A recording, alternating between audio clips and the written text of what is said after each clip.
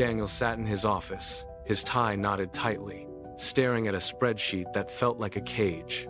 The fluorescent lights hummed with a sterile persistence. His phone buzzed with a message from his father. "Did you submit the proposal yet?"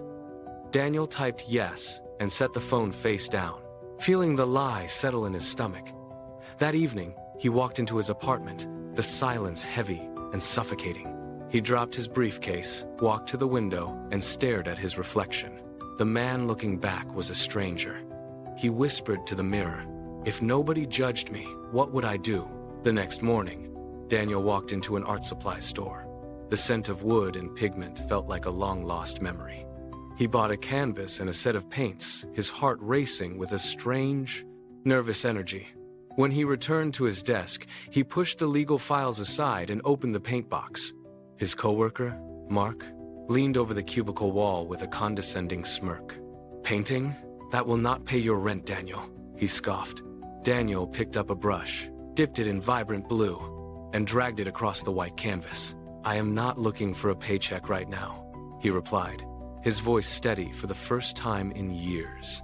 He spent the entire weekend in his living room, the smell of turpentine replacing the scent of stale office coffee. The world outside ceased to exist. He painted until his fingers were stained with pigment and his eyes burned with exhaustion. The following week, he took his guitar to the park.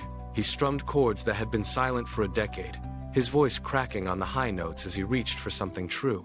A passerby shook his head in disapproval, but Daniel did not stop. He played until the sun dipped below the horizon, the music filling the empty spaces inside him. The bills did not disappear, and the pressure from his family remained. But the weight in his chest finally shifted. It was no longer a leaden stone, but a moving current. He stopped checking his phone for approval, leaving the notifications unanswered. He started carrying a notebook, scribbling stories during his lunch break instead of scrolling through social media. Every word written was a brick in a new foundation. He wasn't running away. He was finally arriving. The judgment of others became a distant noise, like traffic in a city he no longer lived in. By the edge of a quiet lake, Daniel watched the orange light fade. He looked at his paint-stained hands and felt the steady rhythm of his own pulse. He realized he had stopped waiting for a promotion to feel successful. He stood up, folded his notebook, and turned toward home. He had spent years building a life for others. Tonight, he began building one for himself. He no longer needed to be impressive. He only needed to be real.